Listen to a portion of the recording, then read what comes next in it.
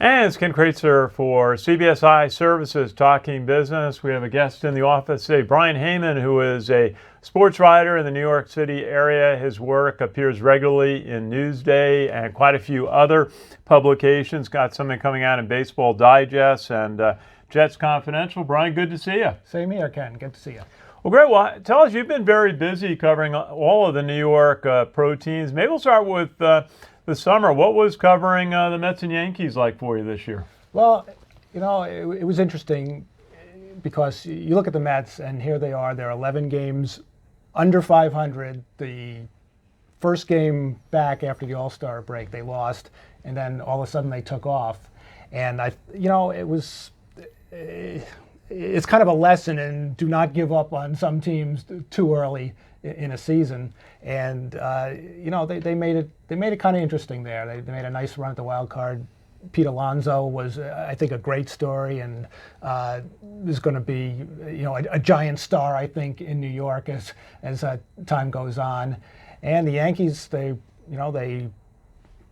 kind of another very good story in the sense that they had so many injuries. They set the record this year, 30 guys on the injured list. Yeah, they had depth in their organization to bring players up. Yeah, and who would have known that Gio Urshela, who hadn't done much of anything at the major league level, would step in and be this such a stabilizing force at third base and hit so well. And just went through a whole laundry list of guys who stepped in and did a great job. I mean, the Yankees fell, kind of, a little bit short there in the end in the playoffs. But, again, it's kind of business as usual. They win 100 games the last couple of years, and Aaron Boone has done a fine job. If I had a vote, I would have voted him Manager of the Year, just for, even though they have a lot of resources, but just for kind of navigating and remaining positive throughout that entire season with all these injuries going on all the time and the constant next man up that runs through sports, but they really proved it this season. Well, you've been covering football, especially the Jets. Sam Donaldson and the Jets won 3 games in a row. Starting to look very impressive, like they're moving in the right direction. The Giants have been struggling, even with their new quarterback, Daniel Jones, who we saw play against Army last year when he was at Duke. What's been your impressions of the football season so far? Well, with the Jets, again, at 1-7, everyone had a right to say, "Oh, this is like the worst team ever assembled." They had some bad luck with Sam Darnold coming down with mono, and they were not adequately prepared with a backup quarterback. They went with Luke Falk, who's very inexperienced, and it hurt them. And then they didn't seem to really catch their breath for the first half of the season, and then all of a sudden things start to come together. And I'm watching these games, and it's like, who are these people? You're used to them not being too competent in football, as we saw during the first half of the season, and now, they look very good. So I have doubts that they'll be able to run the table and make the playoffs, but at least they're not calling for the coach to be fired at the moment, and have given at least some hope for going forward. And I like Darnold. I think Darnold has a lot of talent, and good young quarterback out of USC. Yeah, if they protect him, he'll get something done. But he's also very mobile too. And with the Giants, very disappointing. I thought, it looked like a rebuild, but it's been worse than that. The defense has not been good. It's just they have holes in a lot of places. One place that I don't think they have a hole is a quarterback, because there's a lot to like about Daniel Jones. I think if he could ever stop fumbling, he'll be okay. But he's he leads the league with 14 fumbles and 10 lost fumbles. So, but that part of that is awareness on his part, but also part of that is you need some. You got to have some protection, ball management. Obviously, we work with Coach Jeff Monken at Army. He's always preaching ball management in a run-oriented offense where the ball's oftentimes moving a lot. And keeping fumbles to a minimum is one of the keys to success we found. Now, you've got a very interesting beat that I've got to pursue a little bit, covering the Islanders, who are a great story on how they've improved. They've had this 17-game point streak, win streak, and a friend of ours who I've known for 35 years, Lou Lamoriello, the general manager, moved there a couple of years ago, and really has moved that organization in the right direction. Really a stunning change and improvement in that organization. What do you see when you go over the Islanders? I see a lot of good things. I mean, Lamoriello's an extremely smart hockey executive, as he has proven in New Jersey, and he's proving it again with the Islanders with what he's doing.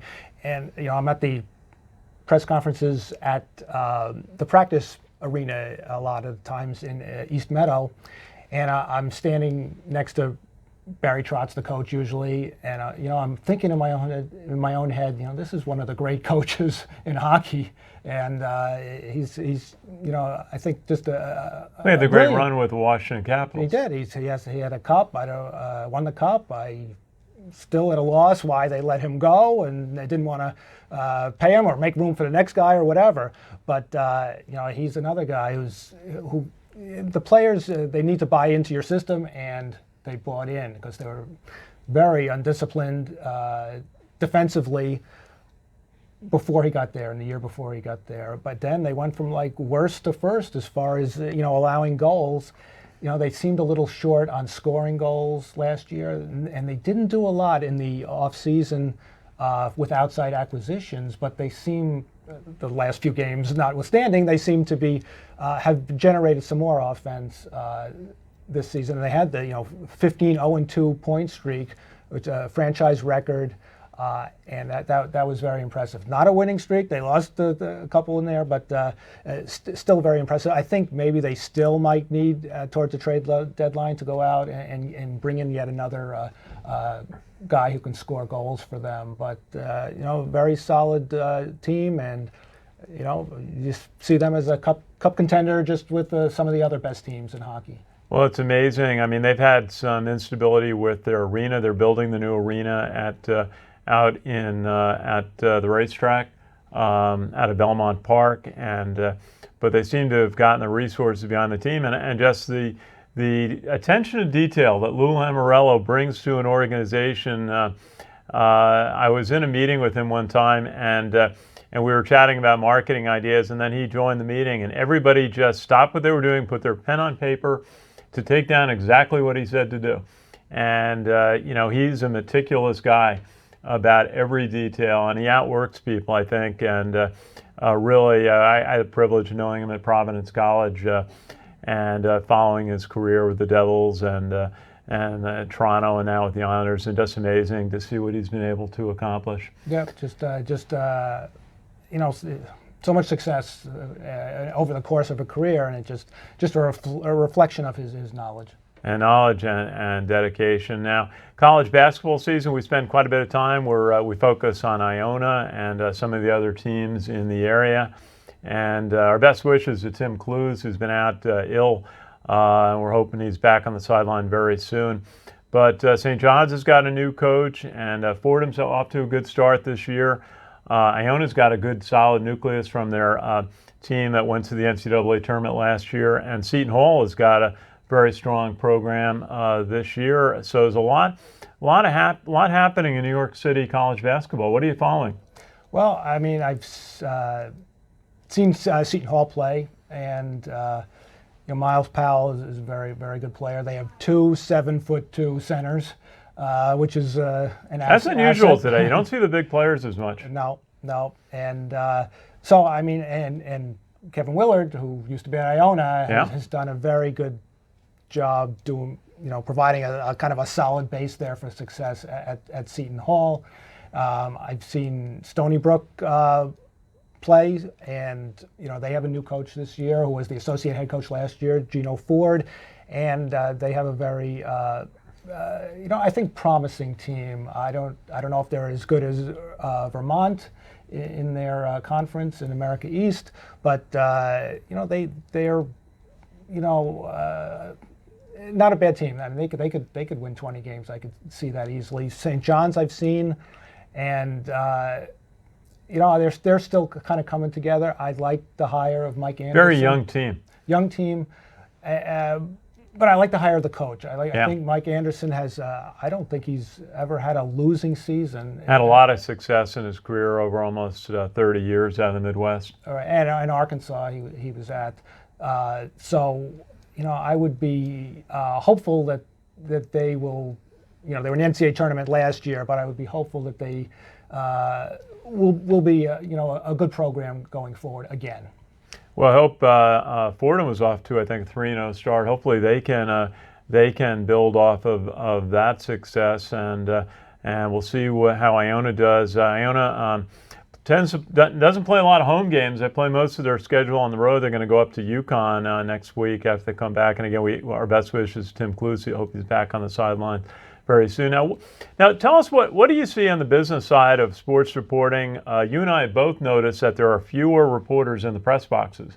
Even when we were out of Michigan this year, there were a lot of empty seats in that press box for a big game. A lot of people, 111,000 people in the stands, but there were empty seats in the press box. What do you see about the changing nature of covering pro and college sports teams?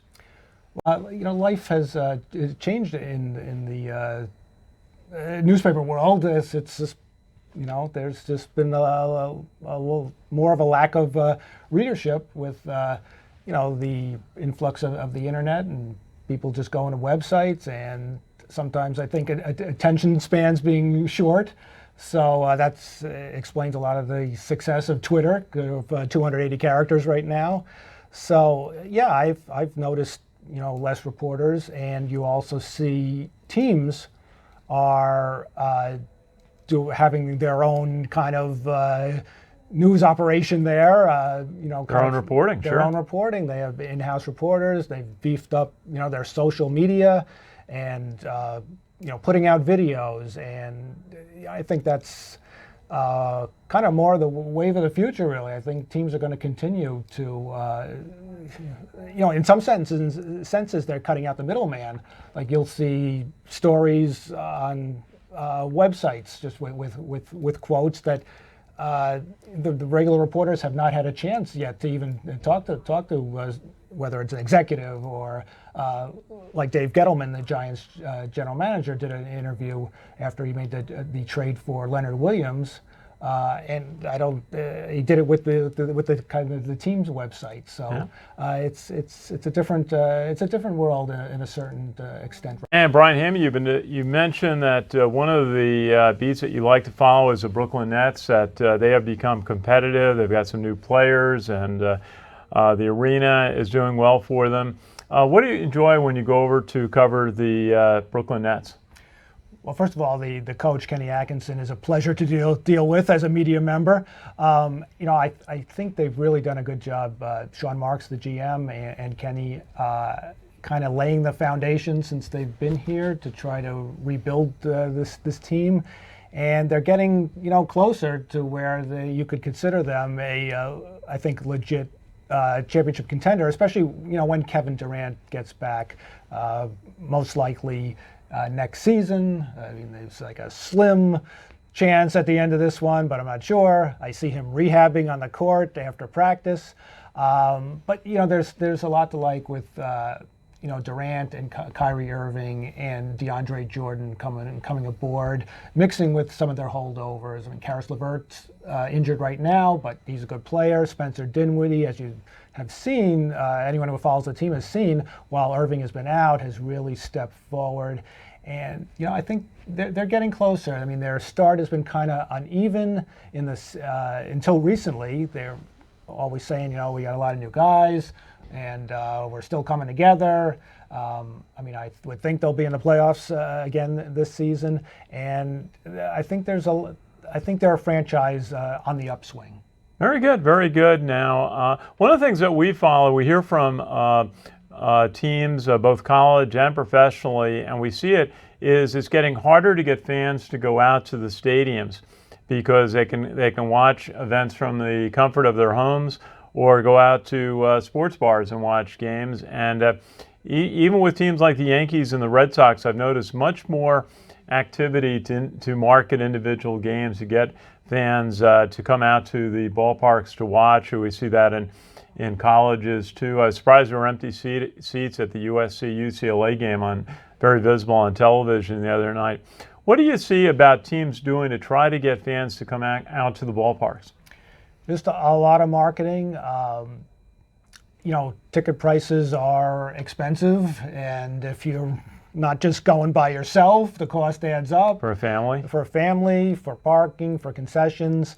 So I think that teams really need to try to make it attractive with the product, and also the in-stadium experience needs to be worthwhile as well. I think that teams are not, they're having like standing areas now where people can socialize. Yeah. You see that at Yankees Stadium, have that? a lot. So, I think they really, it's something they need to do if they want to keep their revenue coming in. You look at baseball games on TV and the center field camera and behind home plate. Hey, look at all those empty seats. There's like people scattered there. So, they have to do, these teams have to do what they can to get people in. It was interesting covering the Jets game against Oakland the other day, and the Jets came out in the pregame, and they were booed a lot, and it wasn't the Jet fans. So many Oakland fans had bought tickets. Yeah. So that was an interesting thing to hear, and some of the players, including Jamal Adams from the Jets, took offense to that, which I could see. Some teams' fans really travel well, including the Dallas Cowboy fans and the Pittsburgh Steelers fans. So getting back to the point, yes, the teams have to work hard at marketing, and like the Mets, I believe for the first time, are doing like a fan festival type of thing at the end of January at Citi Field, where you can take a tour and you'll meet Carlos Beltran and some of the former players, and I think that's a very good promotional tool. Yeah. What's been your best event to cover this year? Anything really stand out in your mind about a top moment that you covered? That's an interesting question, because it's weird because I have covered so many games that it's like a giant blur from the last many years. Yeah. So I wouldn't say that one has really stood out over the other. But again, getting back, I like the variety so much of being with different teams and telling different stories. So there is no one event yet that has stuck out in recent times. I think watching on TV, a game that I didn't cover was Pete Alonso breaking Aaron Judge's rookie home run record. What a great story Pete Alonso has been for the Mets this year. He's he's an interesting guy, and I think he's also really a worker, a guy who's driven to success, and a guy that you would hope, and I would think, will not let success go to his head. Will not become a diva all of a sudden, because he's approachable. He's accountable at his locker, and he's a really good player. But I tell you, he set the bar very high his first year. Yeah, the expectations are going to be high going into his second season. I got to ask you about, what do you think of Carlos Beltran taking over as the Mets manager? I don't know what to think, to be honest with you, because he doesn't have experience in this role. He's been around baseball for forever, but let's see the first time he needs to take a starting pitcher out or stays with him too long. I know a lot of this is kind of like scripted now, when to take people out, or don't let him face the third time through in the order. But I'm going to hold out on my judgment just to see him, because I don't know how he is as a manager. You brought up a good point there about analytics in sports now, about data analytics applied to teams' decision making in baseball. We were with Jeff Monken, the coach in Army, and he said that they get a sheet of analytics on it helps them with play calling for each opponent. It's not just for situations, but for each opponent now that they get analytics on what they should do in various situations, and like whether to go for a 2-point conversion or a 1 point. And they said that's really driving a lot in football today, and certainly in baseball, so much more. What do you see happening with use of data analytics in sports? Well, especially in baseball, it's just taken off. I mean, it's just the teams and the good teams have expansive departments just devoted to analytics, and I guess the important thing is to try to make it to translate it to the players. Not to say that the players can't get it, but I'm just saying to focus on the information that's important so that they can apply it during these games. But it's really been an explosion of kind of statistical information that it can be helpful. Now, with baseball, I think there's also the human element. Maybe it's getting overshadowed with maybe having less scouts. I mean, I think that's important to a team's success as well. I think the analytics mixed with the traditional is not so bad. Yeah. Well, we certainly learned from Moneyball with what the Oakland A's did on a small budget, what you can do, and what kind of got the start on it.